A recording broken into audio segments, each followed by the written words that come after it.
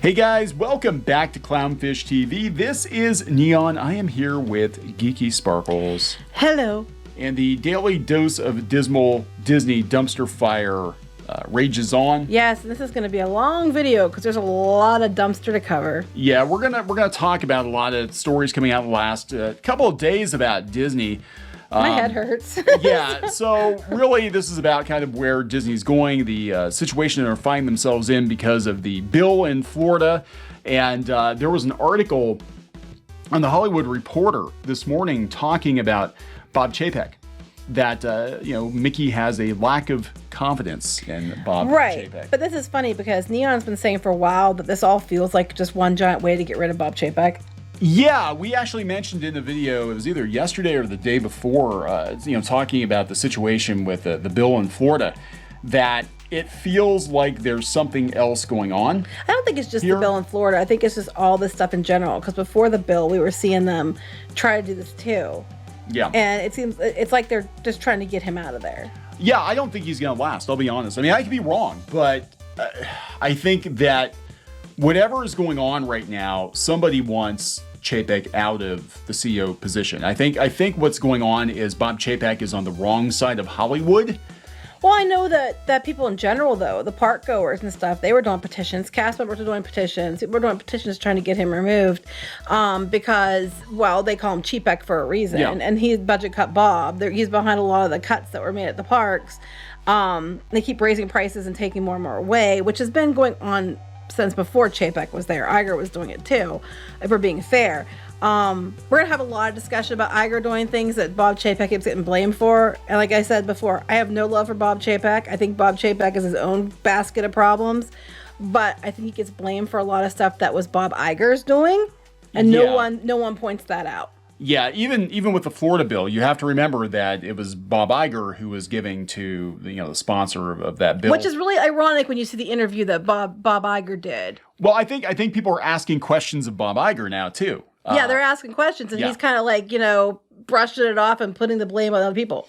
So, I think what's going to happen, what was the saying that companies die, death by 1,000 cuts, and I think that is going to happen with Disney. I don't think there's ever going to be like a Disney implosion where the company just kind of implodes under its own weight. Like people are like, one of these days we're going to wake up and Disney's going to magically be gone. No, I don't think that is going to happen. But I think it's very possible that Disney could be in such a ramshackle state because of all this drama and shit that the stock goes down, the movies fail, the general public loses interest, and it could take years to happen. But well, the thing I was thinking of is shit runs downhill. But that works too. What's going to happen if it gets to that point you're talking about, then they're going to use it as a reason to get rid of Bob Chapek. And that's the problem in the fact that Bob Chapek wanted to make it apolitical. Yeah. So they're just going to put somebody else in there who's going to be Bob Iger 2.0, and it's going to further be a problem. They need to pull back from politics. Now, internally, if they want to do like diversity and inclusion crap and stuff like that they want to promote within the company, which they've already been doing, that's up to them. But publicly, they don't need to be entering forays into things they really have no business entering into. Well, that's not going to end anytime soon. No. There was some leaked video from Disney's Reimagine Tomorrow. Now I'll let you talk about that because you looked at it more than I did. Yeah, so this is making the rounds. It's actually trending on Twitter today that we've got Disney leadership saying that by the end of 2022, 50% of regular and recurring characters across Disney General Entertainment scripted content will come from underrepresented groups, including LGBTQIA plus groups, and there are some video snippets of that, and also them justifying removing all gendered language from the theme parks. Yeah, which they did that last year. Yeah, so it's clear that even if Bob Chapek wants to stay apolitical, that a lot of Disney, and even if the parks employees want to stay apolitical, that the brass, the Disney executives are going all in on politics and the activism. Hollywood departments of Disney were the ones that were like all going on strike or walking out and all that shit. It was all Hollywood people. Yeah, I think that is actually what's behind this, because we saw the backlash against Disney and Bob Chapek in particular when they were dealing with Scarlett Johansson, and they were essentially like, she got paid plenty. she needs to just, shut up. And that didn't go well. Hollywood doesn't like being told no. So I think it's going to, and Iger was definitely Hollywood's friend, and he had political aspirations. And that comes into it all. That comes into all this. Now I will point out though, too, I think it was the same person, was it Carrie Burke, who also said that when they want these characters represented, they don't want it to be like very stereotypical or whatever. They said, we want the gay characters just get to be characters and not because they have to be about gay stories.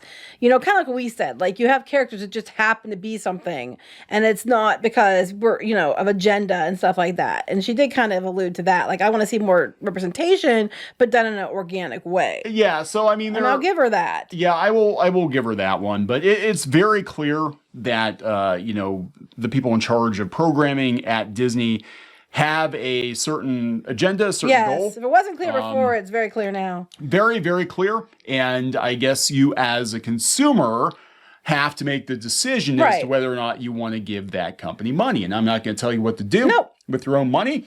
Some people might be like, yeah, this is awesome. Other people are like, hell no.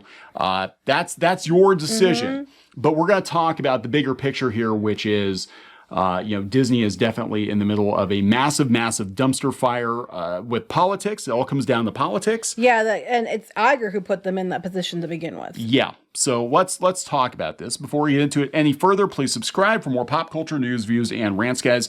Over 261,000 subs. Yay! Thank you so much for the support. We do talk about Disney an awful lot, having worked in and around the company for a number of years. I do a blog. Yeah, you do a blog at piratesandprincesses.net. And I can tell you, having done a lot of these theme park media events and whatnot, that overwhelmingly, at least at the time, 4 or 5 years ago, most of the higher-ups at the Disney parks in Florida were very conservative. Yeah, you were the one that wasn't.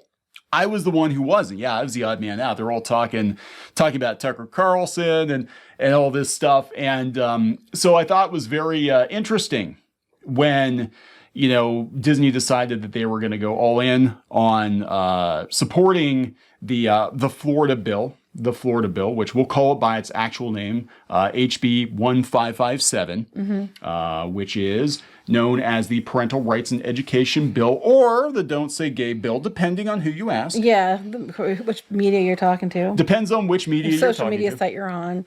So they're all, this all coming to a head over this, okay? Yeah. So, but this goes back, a lot longer ago than what we've seen recently. I mean, ultimately, companies should just stay out of politics to begin with. But what happened with Disney was, way back under Iger, they decided they were going to play both sides. And they gave to both sides of the aisle in political donations. And one of the people they gave to was the person behind this bill. So now they're all like, how dare you? You need to denounce this. You gave them money. They also gave money to people who voted against the bill. Yeah. But it was Iger who gave that money. Yeah, so this is the thing, and this kind of goes along with what we've been saying before, where everything that we've seen from Disney in the last 5 to 8 years has been Bob Iger, I believe, wholeheartedly positioning himself. Using the company to leverage his political aspirations. Yeah, Bob Iger wants to run for office. There's been a lot of talk about him running for office. And he's using Disney to make himself look like a very progressive candidate. And as a rich white man, you got to make sure you're a good ally. Right. So. Well, I love it because he did this interview and talking about, it's not about being political, it's about what's right or wrong. And apparently, I'll take it from here because I wrote this. He was one of the first people on Chris Wallace's new CNN Plus series, and he was getting interviewed. And when they were talking to him, they were asking him about, politics. And he's basically like, it's about what's right and wrong, not about being political. But he thinks that corporate, figureheads should be political when it comes to being right or wrong about that. And they're talking about the bill that got signed into law. And a lot of these issues are not necessarily political.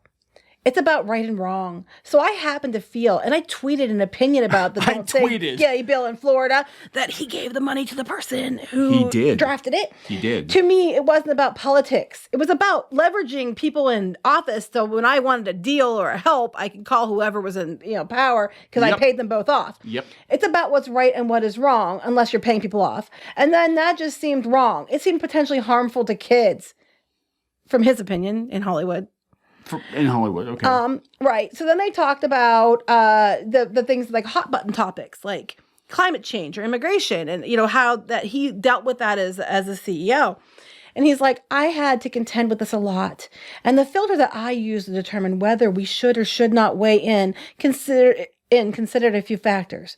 What would its impact have on our employees, on our shareholders, and our customers? In China. We all know it's mostly about shareholders in China, because they went and made Mulan and did all this stuff to make it more palatable for China, and they rejected it. Yep. They filmed their re-education centers. Re-education facilities. And they got shit for it. They got busted changing black actors' faces on posters to send to China. But it's only about what's right or wrong, everyone. Yeah. Except for when, it's not. They said if any of these three constituencies had a deep interest in or would be affected by whatever the matter at hand was, then it was something I thought we should consider weighing in on. Or I thought I could gain political momentum. I'm sitting here thinking, like, Chapek didn't start the fire. Yeah, kind of. And I mean, don't get me wrong, Chapek's done plenty. Oh, yeah, he's done Bob plenty. Chapek for a reason. I mean, as far as the parks go, he did plenty. So then they asked if there's any consideration, if it, given these topics, did it turn people off from the theme parks, okay? We never really saw much evidence of that. Even though there were threats about boycotts on certain things. Again, when you're dealing with the right and wrong, and when you're dealing with something that does have a profound impact on your business, I just think you have to do what's right and not worry about the potential backlash to it. You mean like when you raise the prices again and again, you start charging for parking, and people were like, we can't afford to keep this, and you kept upping the prices? You mean like that? He is bitch slapping Chapek. Well, yeah, it gets better. Is what he's doing. Oh, it gets better. So then they asked him, okay, about the wage gap. Oh, that would be on his watch, yes. And about employees and the company's hesitancy to raise the minimum wage to $15 an hour. Now, I'm going to go out to the Deadline article because I didn't put all the quotes from this one in here. So I want to make sure I get this. Because they asked him, you're making, 1,000 times what the average Disney employee is making? Do you have any misgivings? I've never been defensive about what I made. Well, of course not. You're getting the money. Yeah. I was paid at a level that was commensurate with what most heads of large media companies were paid. Okay. Throughout my tenure, and often less than them. Bullshit. Oh, excuse me. Oh. Yeah, bullshit. Interesting enough, Disney was among the most complex and the largest and the most successful. We're the most complex, largest, and successful, and I was still paid less than them. Everybody, if you only could donate the cost of 1 cup of coffee a day to Bob Iger, he could make the same level that other corporate executives make. A Disney cup of coffee, which is... In the arms of the angels. Let me get the world's tiniest violin out. Right. Bob Iger, We created many more jobs, particularly in the United States during my tenure, and we gave people many more opportunities over that period of time.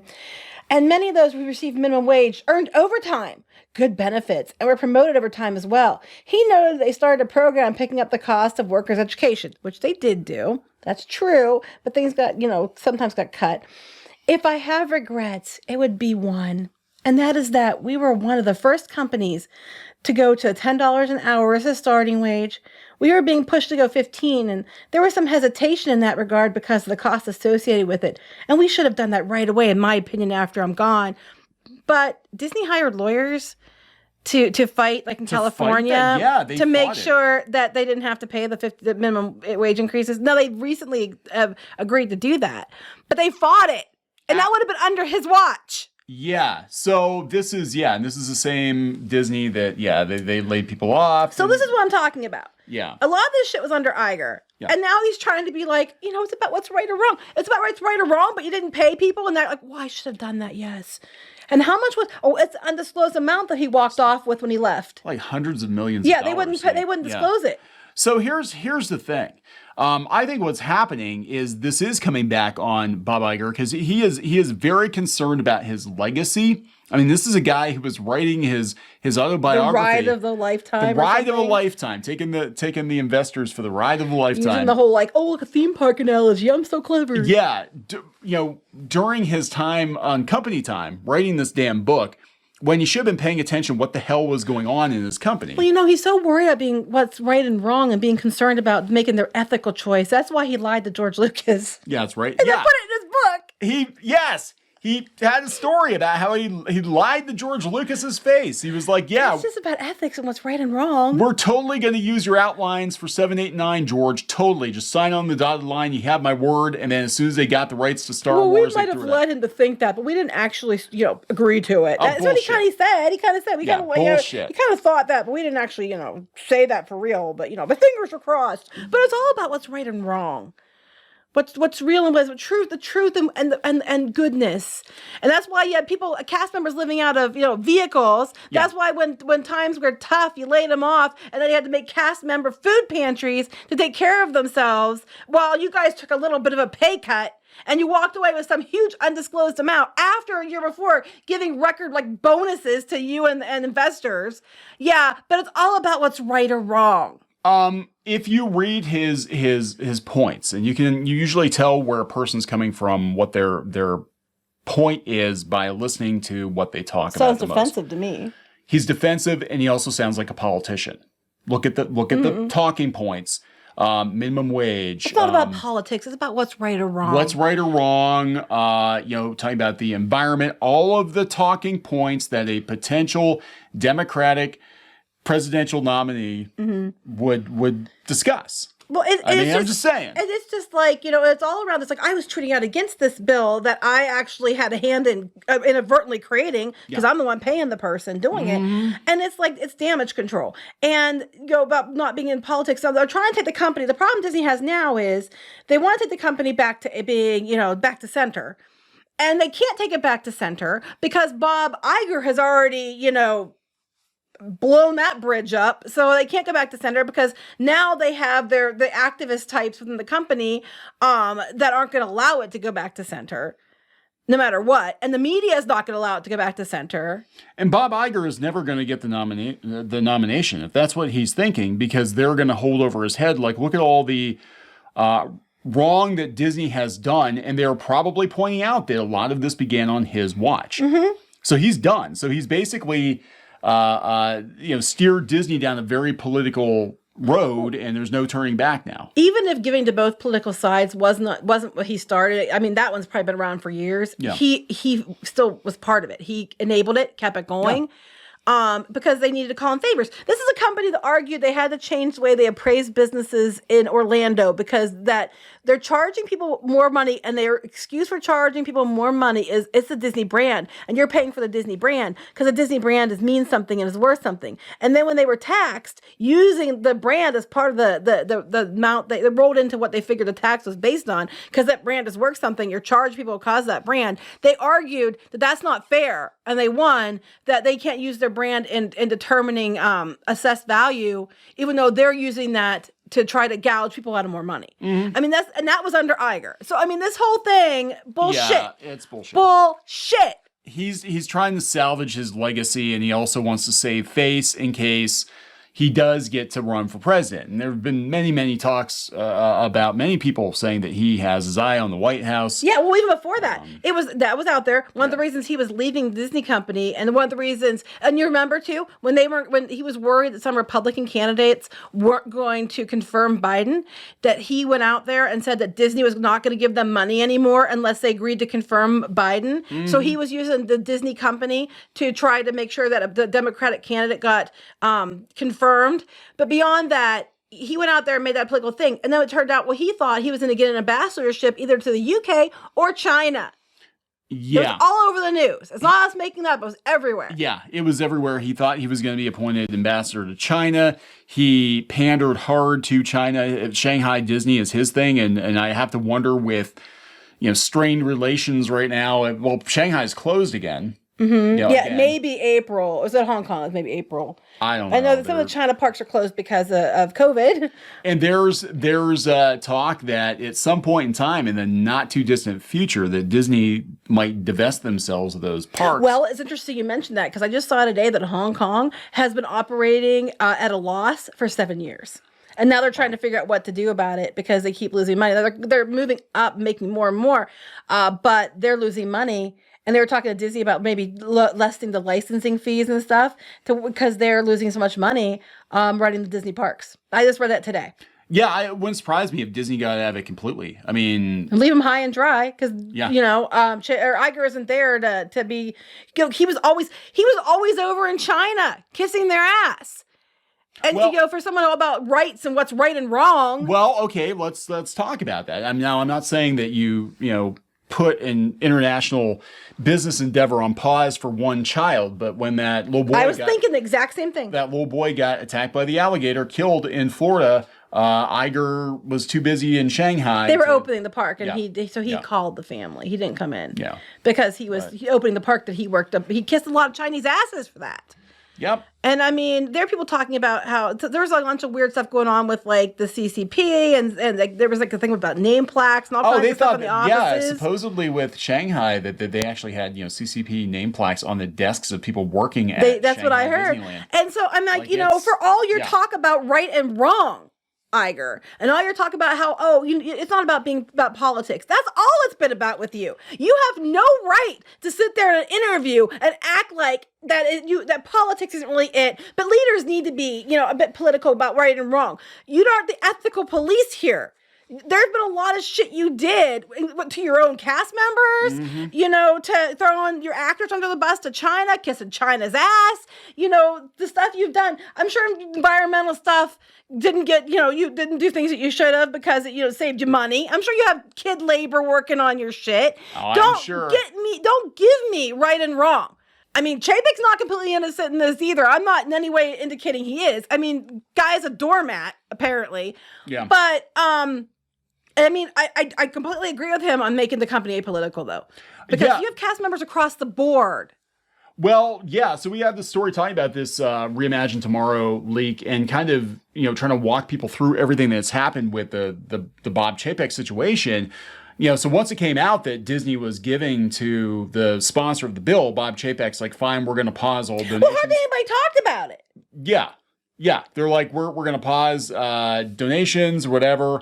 And the media blew it up to be this huge, huge deal. Right. They're demanding that they stop doing donations. They already said they weren't going to do that anymore. Yeah. So then we get backlash from Disney employees, predominantly in California. And predominantly because they don't want to move to Florida. They don't want to move to Florida. So Disney, last year, I think they announced that they were going to build a campus in Florida. Lake Nona, which is a very Tony neighborhood from my understanding. Mm-hmm. And but a lot of California employees didn't want to move to Florida. We don't want to go to where all the redneck people are. They didn't want to move then, and they're using it as an excuse now to not move because I'm afraid of discrimination. Gators. That's why you don't move to Florida. You're afraid of gators. I am afraid of gators. Every time we had to go on a Lyft or an Uber. Neon, without fail, talked about how we'd move to Florida, but he's afraid gators are going to eat his dog, and I'm not kidding you. Gators are terrifying, and our dog isn't very big. He's pretty big, but every ride ever we've taken, it was him. Is there him a gator in the seat? Talking to the person about how we don't move to Florida because he doesn't want a gator to eat the Gators dog. are fast. Have you ever seen them run? No. They're big and they're fast. It's like having freaking dinosaurs. I don't want to move to Florida because I am extremely pale and very ginger, and I don't like to be a walking lobster every day of my life. Well, I'll take lobsters over gators. Yeah. But then I might look like a delicious snack to a gator. You always look like a delicious snack. That is the right answer. To me. That's the right answer right there. Put a bib on, get some butter. Anyway. Okay, you could have just stopped before the butter and the bib. I mean, you just made it weird. You could have stopped before the butter. That should be a t-shirt. Here we go. Stop before the butter? Yeah, okay. Stop before the butter and the bib. Anyway. So Chapek, he came out, said he wanted to be more apolitical, and he is a bean counter. He hates it, but the reality is he is. He's more of a nuts and bolts kind of a guy. Like, I could see this guy running an accounting firm or software like Quicken or something. I don't think he wants to take the time away to have to worry about all this shit. No. Basically, raise the prices on this, and this, make this, and this, make more money, make investors happy. There we go. Yeah, that's his thing. And because of Iger, basically, he's stuck in this position now where he's got a company full of activists. There's expectations that have been set. There are expectations that have been set, and you can't put the genie back in the bottle. And beyond this, the Florida bill, beyond the Florida bill, okay. Yeah. This goes far beyond that. This is that's just one part of a much larger problem that's across the board and has been going on for quite a while. That's just one aspect of it. So, we didn't think it warranted doing a whole nother video about Reimagine Tomorrow. It's basically everything we've already known. Mm-hmm. Just we have Disney executives coming out and saying that, yeah, we're going to triple down on diversity and inclusion. Yeah, we're getting rid of gendered language. And this is going to be a company-wide thing. And again, this was, set up underneath Iger before Chapek came in. All of these things, they were talking about, doing audits in the parks and finding problematic rides. We're already seeing the result of that. They're taking the brown people off of the Jungle Cruise and replacing them with chimpanzees. Because that makes sense. Yes, and Trader Sam is turned the lost and found into a fencing operation for selling off merchandise. Yeah, there's nothing wrong with that. That's funny because, yeah. But, they are saying that by the end of 2022, again, and this is coming from the head of their scripted shows, that, 50% of all characters on screen are going to be minority or LGBTQ plus. I want to point out, though, that not all the scripted shows are geared at kids, though. That is true. Because people keep conflating the two, and that's not the same thing. So she's I want to make that clear. In charge of sitcoms and Hulu and all that. I think, I'm not 100% sure, but I think she was the one who said before that they had actually turned down sitcoms pitches at ABC because they thought they're too white. They're like, oh, it's a great show, but it's too many white people. Right, and I think the mandates come from above there too. But, I know there was another person, I don't think you put the video clip up, but they're one of the ones who work on the kids shows, like the Proud Family and stuff. And the woman talking about it was like, my not-so-secret gay agenda. She was talking about that. Yeah, I mean, this is, again... Bob Iger had political aspirations. He wanted to be a Democrat, presidential candidate. He installed people at Disney, located in California, to carry out a political agenda because he was trying to get the point. And now the company can't walk it back. They can't walk it back. Because they've already put people in positions to make sure that they follow this agenda, and you're not going to just fire them for that because it's not their fault. They were doing what they're told. It's just I mean, I'm 100% for diversity and inclusion, but organic diversity and inclusion. Like when they said 50%, but we want it to be organic, that I have no problem with. But mandated, like, we're going to turn down a show because it doesn't have the right ratio of... Right, because that could be fixed. But even, like, what if the show's just good? Then that's their loss. It's going to go to another network and they're going to get all the views. The Cosby Show was good, and it was almost 100% black. But that's okay because that's okay. Well, I'm just saying, like, you had almost exclusively, one kind of person. You have to remember, they only invented diversity and inclusion it's a few years ago. Nothing ever happened before then. Like, it's not like Will and Grace was a thing, or The Cosby Show was a thing, or back in the 90s, oh my gosh, how many sitcoms were there? Fresh Prince. Oh, there were so many, and they weren't white people. I'd say about half the popular sitcoms on TV were not white people. And no one thought anything of it. They're just like, oh my God, did you catch that episode last night? I can't watch that show because I'm not insert identity here. I never stopped to think about when I was a kid. I mean, no, you don't. You didn't just like it was a talked about this so many times, like so many different shows that were on that I never stopped to think about. Like, well, finally, there's a sitcom with a bunch of old ladies in it. It's just old ladies sitting around a table talking about men. That's diversity and inclusion. Because it's age inclusion. Thank God for the Golden Girls. If it was good, it was good, and people watched it. They didn't care. Are the characters fun? Are they relatable to everyone? And that's what they need to do. And if they're going to do that, I don't think people have a problem with it. But if they're going to do it with an agenda in mind, that's where it becomes, when there's mandates involved, it becomes very inorganic. Much.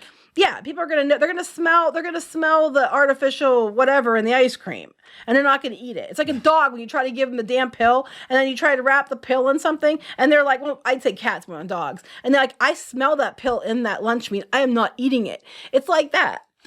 So how many of Disney's pills are going to get spit out before the company starts losing money and they're going to have to rethink this political thing that they're doing? I don't know, because I mean, I will have to agree with Iger on the one thing. He said whenever they would do stuff, it didn't affect people coming to the parks, and it doesn't. Like, everybody's yelling about boycotts, but the majority of people that are yelling about it aren't people who are going to go to the parks anyway. Yeah, I mean, that's the truth. I mean, we've said before, like, nothing is going to change at Disney until it hits them in the wallet. And as long as people continue to go to the theme parks, regardless of where you stand on the politics, they're not going to change. There's no incentive to change. People go to the theme parks to escape the politics, because when we talk about the Disney bubble, we're not joking. Like, when you're in Disney World, I mean, lately, though, apparently, my understanding is the parks are like a mess. Like, there's garbage laying around, and cast members aren't as nice as they used to be. But it used to be that you go to the parks and you get in the Disney bubble, and you'd be like on vacation for several days and you wouldn't know what was going on in the rest of the world. And it was nice escape from the rest of the world. And as long as they can keep the rest of the world, like they can keep it, that stuff pushed out, people are going to go because they go there to escape it, even though in a way, Disney's kind of, they're the ones that were filming near re-education centers and, stuff like that. Disney is perpetuating this political strife. I mean, they own news organizations. Mm-hmm. They're the ones. Oh, they were the ones that busted for coming out and saying that they were doing that on purpose. Yeah, like, I mean, ABC. There is no escapism, and a lot of this. I mean, a lot of the ham-fisted, political agendas that we're seeing in modern entertainment comes from a Disney-owned division, whether it's Marvel or Lucasfilm or whatever. So, I mean, there is no more escapism. It's basically you've got activists running the company, and they're using the company's, megaphone to broadcast their beliefs. Real quick, but we're going to wrap this up. But you mentioned escapism and that owning Marvel, and I remembered. So apparently, this makes no sense to me, but Disney has removed some violence and blood from 2 scenes in The Falcon and the Winter Soldier. Why? Now, exactly. This movie came out like last year, or this show came out last year. And now, after they already put like the Netflix shows on, put parental controls on it and everything else, they've apparently gone in on 2 scenes. Just two far.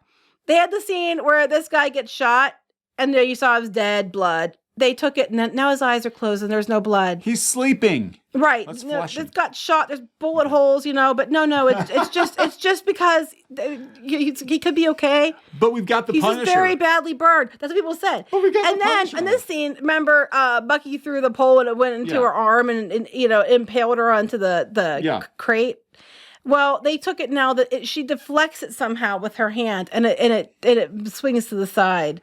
Meanwhile, they've left in things like, Carter using that person as a human shield and that one guy getting almost cut in half by U.S. agent, whatever. He was supposed to be Captain America at the time or whatever. Yeah. So they left that stuff in, but they changed just these 2 scenes and people are like, why? Oh, God, it's literally they have people on staff at Disney because, again, activist-minded company, and they go through, their job is literally to find potential problems. What's Twitter going to bitch about? What are parents going to bitch about? Let's go through it. And now that you've got digital media, streaming services, you can change everything in real time, which is scary because, unless you own a physical copy, you've got the freaking, some of this makes no sense. Like Lilo and Stitch, she's like crawling into a pizza box instead of a washing machine. A pizza box? Yeah, they have her crawling into it's a pizza box on a counter or something next to a dry, and it looks awkward and weird, and nobody does that. Yeah, it looks weird. Daryl Hannah's, furry ass and all these other things that they keep changing, and this is kind of a problem, but I don't know why they're doing it. It does make sense when they've got, adult content on, Well, clearly we know why. Those scenes were wrong, but the scene when you cut somebody in half, that was just right. That was the right thing to do. That was the right thing to do. But I do think it's funny. We'll wrap up with this article on the Hollywood Reporter, and it sounds like they're even like, yeah, time's up, Bob Chapek. It says it's unclear if Chapek is going to actually get his contract renewed. Can he execute a reset with Disney staff and creative partners? A cartoon hanging in the production offices of The Simpsons suggests an opinion. It has Chapek in the in memoriam section of the Oscars show. They're basically like he's a dead man walking. And I think a lot of Disney employees want him gone. The last-minute postponement of the company's management retreat set for Orlando struck one Disney veteran as ominous. This was Chapek's big moment, post Iger to assert his leadership, and they canceled it because of all the political shit going on. That, I want to point out, was put in play by Iger. Yep. The postponement is not necessarily fatal, but very serious and destabilizing, he says. The event has yet to be rescheduled.